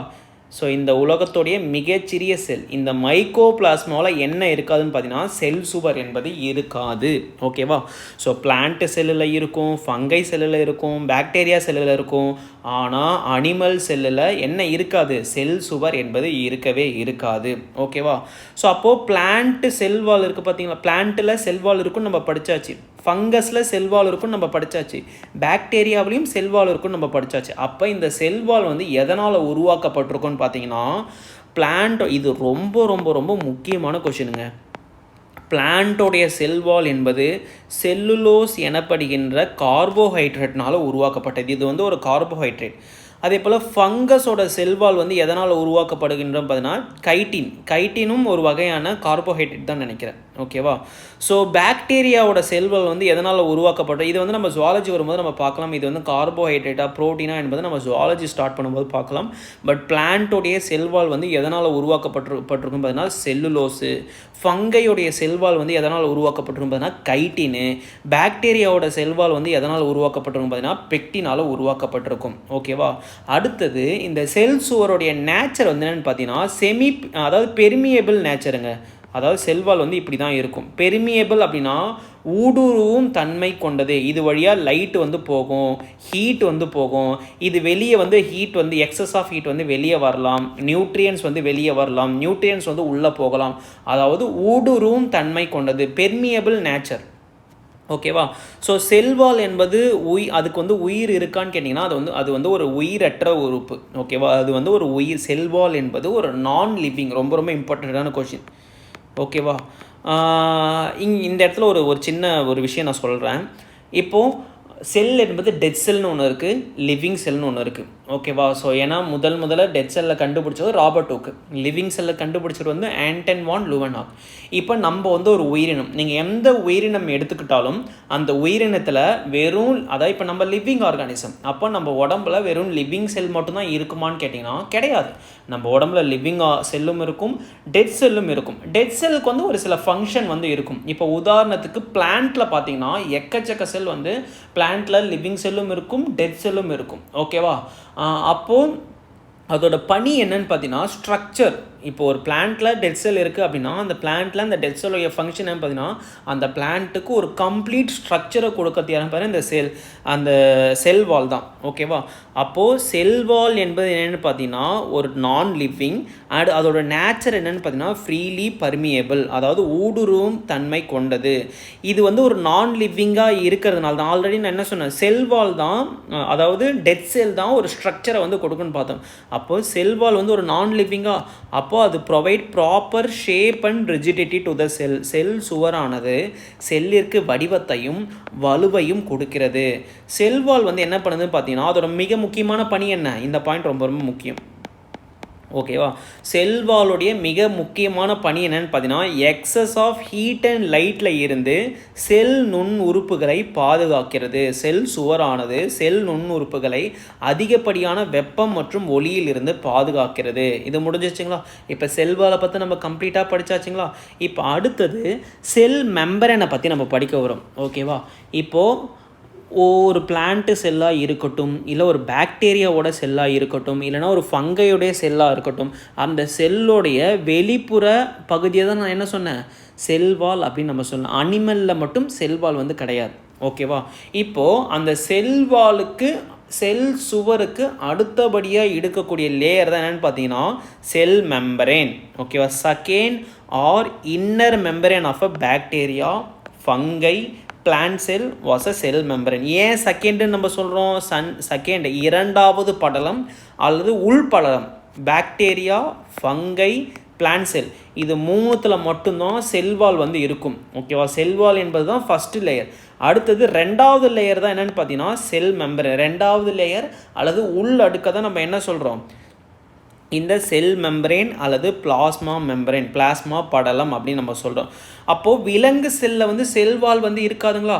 அப்போது விலங்கு செல்லுடைய அவுட்டர் மோஸ்ட் லேயர் எதுன்னு பார்த்தீங்கன்னா செல் மெம்பரேன். ஸோ டெக்னிக்கலான வார்த்தை எல்லாமே ரொம்ப ரொம்ப முக்கியம். ஓகேவா? அனிமலோட செல்லில் செல்வாலே இருக்காது. அதில் இருக்கக்கூடிய முதல் அண்டு அவுட்டர் மோஸ்ட் லேயர் எதுன்னு பார்த்தீங்கன்னா செல் மெம்பரேன் தானே.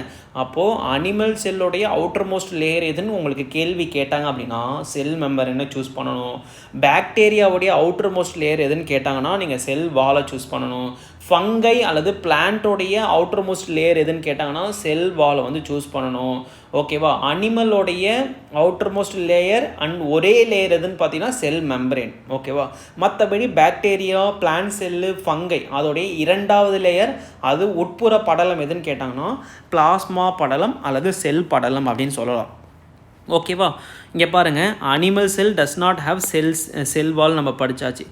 இப்போது பிளான்ட்டோடைய செல்வால் வந்து செல்லுலோஸால் மேட் பண்ணப்பட்டிருக்கும். ஃபங்கையோட செல்வால் பார்த்திங்கன்னா கைட்டின்.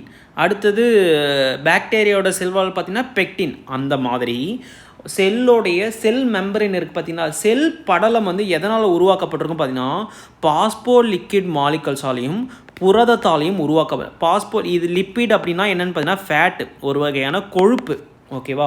ஸோ செல் மெம்பரேன் என்பது லிப்பிடாலையும் புரோட்டீனாலையும் உருவாக்கப்பட்டிருக்கும். ஓகேவா?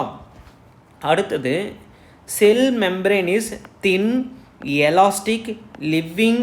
அதாவது இது வந்து ஒரு லிவிங் உயிருள்ள பொருள். செல்வால் என்பது உயிரற்ற பொருள் நம்ம படிச்சிட்டோம். இது வந்து தின்னாக இருக்கும், எலாஸ்டிக் நேச்சரில் இருக்கும். அதோட நேச்சர் என்னன்னு பார்த்தீங்கன்னா ரொம்ப எலாஸ்டிக் அண்ட் செமி பர்மியபிளுங்க. ஓகேவா? இழுக்கும் தன்மை கொண்டது. அடுத்தது செமி பர்மியபிள் அப்படின்னா ரொம்ப சிம்பிள். பர்மியபிள் அப்படின்னா ஊடுருவும் தன்மை. செமி பர்மியபிள் அப்படின்னா ஒரு சில, அதாவது செல்லுக்கு தேவையான நியூட்ரியன்ஸை வந்து உள்ளே அனுப்பும், தேவையில்லாத நியூட்ரியன்ஸை உள்ளே அனுப்பாது. இதுக்கு பேர் தான் செமி பர்மி. எதெல்லாம் தேவையோ அதை மட்டும்தான் உள்ளே அனுப்பும், எதெல்லாம் தேவையில்லையோ அதை உள்ளே அனுப்பாது. இதுக்கு பேர் தான் செமி பர்மியபிள் அப்படின்னு சொல்லுவாங்க. ஓகேவா? செல் மெம்பரோட மிக முக்கியமான பணி என்னன்னு பார்த்தீங்கன்னா transfer nutrient from one cell to another cell. ஓகேவா? அதாவது ஒரு செல்லிருந்து இன்னொரு செல்லுக்கு நியூட்ரியண்ட்டை கடத்தக்கூடிய பணியை யார் பண்ணுறான்னு பார்த்தீங்கன்னா இந்த செல் மெம்பரேன் வந்து பண்ணுறாரு. ஓகே, ரொம்ப ரொம்ப முக்கியமான பாயிண்ட். ஓகேவா? இப்போ செல்வாலை படித்தாச்சு, அடுத்தது செல் மெம்பரேனை வந்து படித்தாச்சு. அடுத்தது சைட்டோபிளாசத்தை பற்றி படிக்க போகிறோம். ஓகேவா? நான் ஆல்ரெடி என்ன சொன்னேன், இப்போது செல்லோடைய அவுட்டர் மோஸ்ட் லேயர் என்னென்னு பார்த்தீங்கன்னா செல்வால்னு படித்தோம். அடுத்தது செல்லோடைய இன்னர் மோஸ்ட் லேயர் எதுன்னு பார்த்தீங்கன்னா செல் மெம்பரேன்னு படித்தோம். அதில் இந்த செல்லில் இருக்கக்கூடிய மிக முக்கியமான உறுப்பினர் பார்த்தீங்கன்னா நியூக்ளியஸ். ஓகேவா? இந்த நியூக்ளியஸுக்கு வெளியே இருக்கக்கூடிய லிக்விட் பகுதி இருக்குது பார்த்தீங்களா? நியூக்ளியஸுக்கு வெளியே இருக்கக்கூடிய லிக்விட் பகுதி இருக்குது பார்த்தீங்களா? இந்த லிக்விட் பகுதியை தான் நம்ம என்ன சொல்கிறோம், சைட்டோபிளாசம் அப்படின்னு நம்ம சொல்கிறோம். அடுத்தது இந்த நியூக்ளியஸுக்குள்ளே ஒரு லிக்விட் இருக்கும் பார்த்தீங்களா? அதுக்கு பேர் தான் என்னென்னு பார்த்தீங்கன்னா நியூக்ளியோபிளாசம் அப்படின்னு சொல்லும். இந்த நியூக்ளியஸுக்கு வெளியே இருக்கக்கூடிய பகுதி வந்து சைட்டோபிளாசம், இந்த நியூக்ளியஸுக்கு வெளியே இருக்கக்கூடிய திரவம் வந்து நியூக்ளியோபிளாசம். இது ரெண்டுத்தையும் சேர்த்து தான் நம்ம என்ன சொல்கிறோம், புரோட்டோபிளாசம் சொல்கிறோம். இதை தான் 1839 ஜேஇ புர்கஞ்சி என்பவர் வந்து கண்டுபிடிச்சார். ஓகேவா? இப்போ பாருங்கள், the fluid found outside the nuclear membrane, அதாவது உட்கரு படலத்தில், இதுதான் வந்து உட்கரு படலம். உட்கரு படலத்துக்கு வெளியே இருக்கக்கூடிய லிக்விட் பார்ட் இருக்குது பார்த்தீங்களா? அந்த லிக்விட் பார்ட்டை தான் நம்ம என்ன சொல்கிறோம், சைட்டோபிளாசம் அப்படின்னு நம்ம சொல்கிறோம். ஓகேவா? அடுத்தது இதை வேறு எப்படி சொல்லலாம், அதாவது நியூக்ளியர் மெம்பரேனுக்கு, அதாவது உட்கரு படலத்திற்கு வெளியில் இருக்கக்கூடிய திரவ பகுதி, நியூக்ளியஸுக்கு வெளியே இருக்கக்கூடிய திரவ பகுதி. அப்படி இல்லைன்னா செல் மெம்பரேனுக்கும் நியூக்ளியஸுக்கும் இடையில இருக்கக்கூடிய திரவ பகுதி இப்படியும் சொல்லலாம். நியூக்ளியஸ், அதாவது இதுதானே செல் மெம்பரேன். செல் மெம்பரேனுக்கும் நியூக்ளியஸுக்கும் இடையில் இருக்கக்கூடிய திரவ பகுதியை நம்ம என்ன சொல்லலாம், சைட்டோபிளாசம்னு சொல்லலாம். ஓகேவா? இப்போது சைட்டோபிளாச திரவமானது பெரும்பாலும் நீர், அயனிக்கல் மற்றும் உப்புகளால் ஆனது. அதாவது இந்த சைட்டோபிளாசம் வந்து எதனால் மேட் பண்ணப்பட்டிருக்கும் பார்த்தீங்கன்னா வாட்டர்ஸு, அயனிக்கல் அப்படின்னா அயன்ஸு, அடுத்தது வந்து சால்ஸ், ஒரு சில சால்ஸ்னால உருவாக்கப்பட்டிருக்கும். ரொம்ப ரொம்ப இம்பார்ட்டண்டான பாயிண்ட். அடுத்தது நியூக்ளியர் பிளாசத்தோடைய மிக முக்கியமான பணி என்னென்னு பார்த்தீங்கன்னா, அதாவது ஒரு செல்லிலிருந்து மற்றொரு செல்லுக்கு நியூட்ரியண்ட்டை கடத்துகிற ஒரு யாரும் பார்த்தீங்கன்னா செல் மெம்பரேன், அதாவது செல் படலம். ஆனால் அந்த செல்லுக்குள்ளேயே நியூட்ரியண்ட்டை ஒரு பகுதியிலேருந்து, ஓகே, இந்த பகுதியிலேருந்து நியூட்ரியண்ட்டை வந்து இன்னொரு பகுதிக்கு வந்து கடத்தி கொண்டு போகிற ஒரு யாருன்னு பார்த்தீங்கன்னா இந்த சைட்டோபிளாசங்க. ரொம்ப ரொம்ப இந்த நம்ம ஒரு இன்டர்னல் ஆர்கனை பற்றி நம்ம படிக்கிறோம் அப்படின்னா அந்த இன்டர்னல் ஆர்கனுடைய மிக முக்கியமான பணி என்பது ரொம்ப ரொம்ப அதை தான் கொஷினாகவும் கேட்பாங்க உங்களோட எக்ஸாம். ஓகேவா? ஸோ சைட்டோபிளாசத்தோடைய மிக முக்கியமான பணி என்னென்னு பார்த்தீங்கன்னா, ஒரு பகுதியிலிருந்து, அதாவது செல்லுக்குள்ளேயே ஒரு பகுதியிலிருந்து இன்னொரு பகுதிக்கு நியூட்ரியண்ட்டை வந்து கடத்தி கொண்டு போகிறது என்னென்னு பார்த்தீங்கன்னா இந்த சைட்டோபிளாசத்தோட பணி. அதுவே ஒரு செல்லிலிருந்து இன்னொரு செல்லுக்குள்ளே கடத்தி கொண்டு போகிறது என்ன, நியூட்ரியன்ட் வந்து ஒரு செல்லுலேருந்து இன்னொரு செல்லுக்கு கடத்தி கொண்டு போகிறோட பணி யாருன்னு பார்த்தீங்கன்னா நம்மளுடைய செல் மெம்பரேன். ஓகேவா? ஓகே, இப்போ அடுத்தது ரைபோசோமை பற்றி படிக்கிறதுக்கு முன்னாடி சென்ட்ரோசோமை பற்றி குரோமோசோமை பற்றி படிச்சிடும். அதாவது செல்வாலை பற்றி படித்தாச்சு, செல் மெம்பரேனை பற்றி படித்தாச்சு, சைட்டோபிளாசத்தை பற்றி படித்தாச்சு. அடுத்தது ப்ரோகேரியாட்டிக் செல்லில் இருக்கக்கூடிய மிக முக்கியமான உறுப்பு என்னென்னு பார்த்தீங்கன்னா குரோமோசோமு. அடுத்தது மிக முக்கியமான உறுப்பு என்னென்னு பார்த்தீங்கன்னா ரைபோசோம். இந்த 5 உறுப்புகள் மட்டும்தான் ப்ரோகேரியாட்டிக்கில் இருக்கும். இந்த 5 உறுப்புகள் ப்ரோகேரியாட்டிக்கில் மட்டும்தான் இருக்குமான்னு கேட்டிங்கன்னா கிடையாது. இது வந்து யூகேரியாட்டிக் செல்லிலும் இருக்கும். இந்த 5 உறுப்புகள் இல்லாமல் கூட ஒரு சில உறுப்புகளும் இருக்குது. ஓகேவா? அதனால் இந்த 5 உறுப்புகளை தான் நம்ம முதல்ல படிக்கிறோம். அதில் இந்த 3 உறுப்புகளை பற்றி நம்ம டீட்டெயில்டாக படித்தாச்சு. இப்போ அடுத்தது குரோமோசோமை பற்றி படிப்போம். ஸோ குரோமோசோம் எந்த இடத்துல இருக்குது?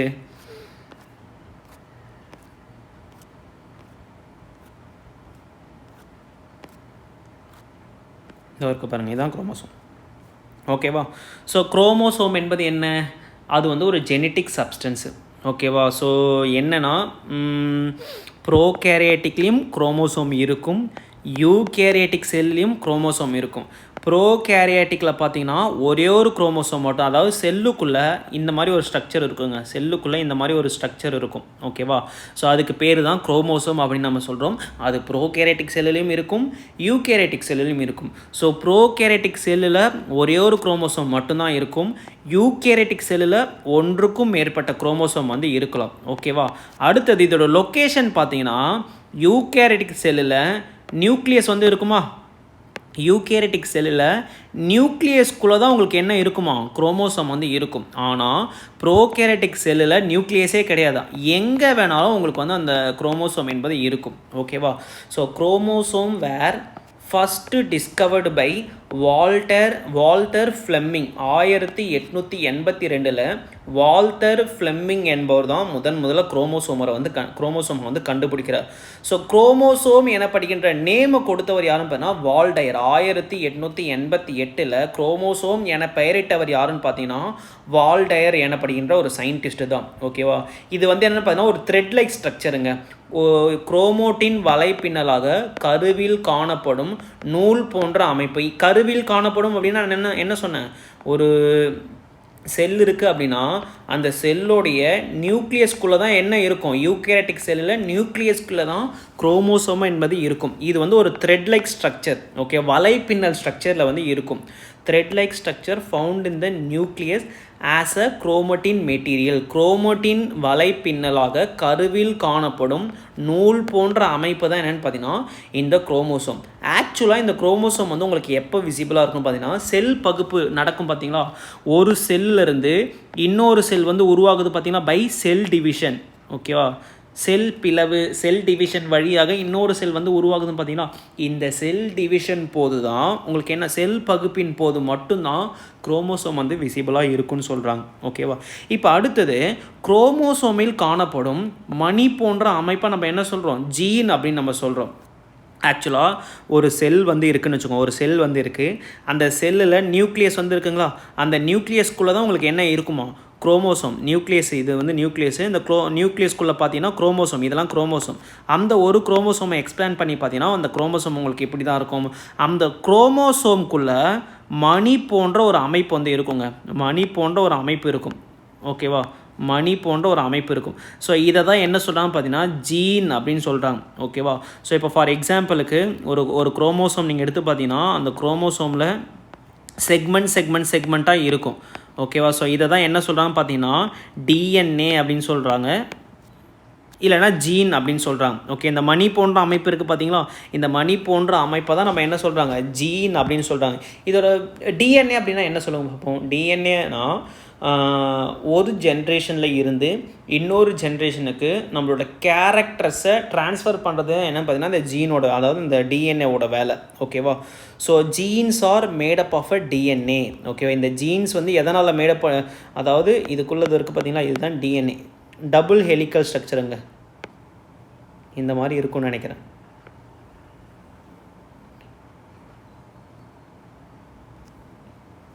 ஓகேவா? So genes are made up of DNA. DNA ஒரு தலைமுறையில் இருந்து மற்றொரு தலைமுறைக்கு மரபணு தகவல்களை எடுத்து செல்கிறது. In some virus, okay, RNA is the genetic material. ஓகேவா? அதாவது மோஸ்ட் ஆஃப் த லிவிங் ஆர்கானிசத்தில் ஜிஎன்ஏ தான் ஜெனட்டிக் மெட்டீரியல். ஜெனட்டிக் மெட்டீரியல் அப்படின்னா ஒரு ஜென்ரேஷனில் இருந்து இன்னொரு ஜென்ரேஷனுக்கு கேரக்டர்ஸை, பண்புகளை வந்து கடத்துவது யாருன்னு பார்த்தீங்கன்னா டிஎன்ஏ தான். ஆனால் ஒரு சில வைரஸில் ஆர்என்ஏ இருக்குது பார்த்தீங்களா, அதுதான் என்னென்னு பார்த்தீங்கன்னா மரபணு பொருட்களாக இருக்கும். ஓகே, இன் ப்ரோகேரைட்டிக் இதுதான் ஆல்ரெடி நம்ம படிச்சிட்டோம். ப்ரோகேரைட்ஸில் பார்த்தீங்கன்னா ஒரே ஒரு குரோமோசோம் மட்டும்தான் இருக்கும். யூகேரைட்ஸில் பார்த்தீங்கன்னா மோர் தென் ஒன் குரோமோசோம் வந்து இருக்கும். ஓகேவா? ஸோ குரோமோசோம் வந்து எதனால் உருவாக்கப்பட்டிருக்கும் பார்த்தீங்கன்னா டிஎன்ஏ மற்றும் புரதத்தால் உருவாக்கப்பட்டிருக்கும். இதுதானே குரோமோசோம். இந்த குரோமோசோம் எங்கே இருக்குன்னு பார்த்தீங்கன்னா ஒரு செல்லில் நியூக்ளியஸ்குள்ளே இருக்கும். ஓகேவா?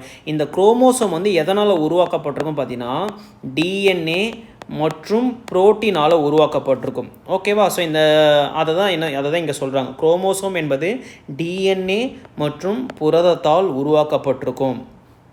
இது முடிஞ்சு போச்சுங்களா? ஸோ குரோமோசோமை பற்றி படித்தாச்சா? இப்போது அடுத்தது ரைபோசோமை பற்றி படிக்க போகிறோம். இப்போ வரும் ரைபோசோமுக்கு.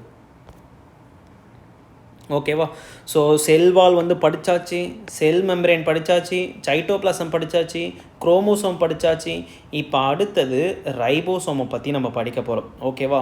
ஸோ இந்த 5 மிக முக்கியமான உள் உறுப்புகள் மட்டும்தான் உங்களுக்கு எதில் இருக்கும், ப்ரோகேரியட்ஸில் வந்து இருக்கும். ஓகேவா? இந்த 5 உறுப்புகள் யூகேரியட்ஸில் இருக்குமான்னு கேட்டிங்கன்னா கண்டிப்பாக இது யூகேரியட்ஸ்லேயுமே இருக்கும்.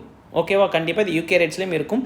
இது மட்டும் இல்லாமல் இன்னும் ஒரு சில உறுப்புகளும் உங்களுக்கு எதில் இருக்குமா, யூகேரியட்ஸில் வந்து உங்களுக்கு இருக்கும் அப்படின்னு சொல்கிறாங்க. ஓகேவா? இப்போது நம்ம ரைபோசோமை பற்றி படிப்போம். ஓகேவா? ஸோ ரைபோசோமை பற்றி படிக்கிறதுக்கு முன்னாடி ஆக்சுவலாக நம்ம எண்டோபிளாஸ்மிக் ரெட்டிகுலத்தை பற்றி நம்ம படிக்கணும். ஓகேவா? ஏன்னா அந்த எண்டோபிளாஸ்மிக் ரெட்டிகுலத்தில் தான் ரைபோசோம் என்பது இருக்கும். ஓகே, அதை நம்ம நெக்ஸ்ட் கிளாஸ் கூட பார்க்கலாம். இந்த ரைபோசோமோட இந்த கிளாஸை வந்து முடிச்சுட்டு நெக்ஸ்ட் கிளாஸில் மீதி இருக்கக்கூடிய நுண்ணுறுப்புகளை பற்றி நம்ம படிக்கலாம். ஓகேவா? இல்லைனா ரைபோசோமை எண்டோபிளாஸ்மிக் ரெட்டிகுலத்தை படிச்சுட்டு நம்ம ரைபோசோமை கூட படிக்கலாம், ஒன்றுமே பிரச்சனை கிடையாது. இதோ இருக்குது பாருங்கள், எண்டோபிளாஸ்மிக் ரெட்டிகுலம் இருக்குது பார்த்தீங்களா? ஸோ எண்டோபிளாஸ்மிக் ரெட்டிகுலம் ஒரு செல்லுடைய மிக முக்கியமான நுண்ணுறுப்புங்க. இது வந்து உங்களுக்கு எதில் மட்டும்தான் இருக்குன்னு பார்த்தீங்கன்னா யூகேரியட்டிக் செல்லில் மட்டும்தான் இருக்கும். ஓகே, யூகேரியட்டிக் செல்லில் மட்டும்தான் உங்களுக்கு இந்த எண்டோபிளாஸ்மிக் ரெட்டிகுலம் என்பது இருக்கும். ஓகேவா? ஸோ இந்த ஏன் வந்து ரைபோசோம் படிக்கிறதுக்கு முன்னாடி எண்டோபிளாஸ்மிக் ரெட்டிகுலம் படிக்கணும் அப்படின்னா யூகேரியட்டிக் செல்லில் இருக்கக்கூடிய எண்டோபிளாஸ்மிக் ரெட்டிகுலத்தில் தான் உங்களுக்கு என்ன இருக்கும், ரைபோசோம் என்பது இருக்கும். ஓகேவா? ஆனால் ப்ரோகேரியட்டிக் செல்லில் உங்களுக்கு எண்டோபிளாஸ்மிக் ரெட்டிகுலமே கிடையாதுல்ல. அப்போ அங்கே ரைபோசோம், அங்கே எந்த வகையான ரைபோசோம் இருக்குன்னு பார்த்தீங்கன்னா 70S வகையான ரைபோசோம் வந்து இருக்கும். ஸோ அதனால் முதல்ல ரைபோசோமே படிச்சிடலாம். ஏன் இவ்வளோ தூரம் கன்ஃபியூஷன்? ஓகேவா? ஸோ ரைபோசோமை முதல்ல கண்டுபிடிச்சவர் யாருன்னு பார்த்தீங்கன்னா ஜார்ஜ் எமிலி பல்லிடே என்பவர் தான் என்ன பண்ணுறாரு, 1955 கண்டுபிடிக்கிறார். ஓகேவா? ஸோ டிஸ்கவரி அண்ட் இயர் வந்து ரொம்ப ரொம்ப இம்பார்ட்டன்ட்.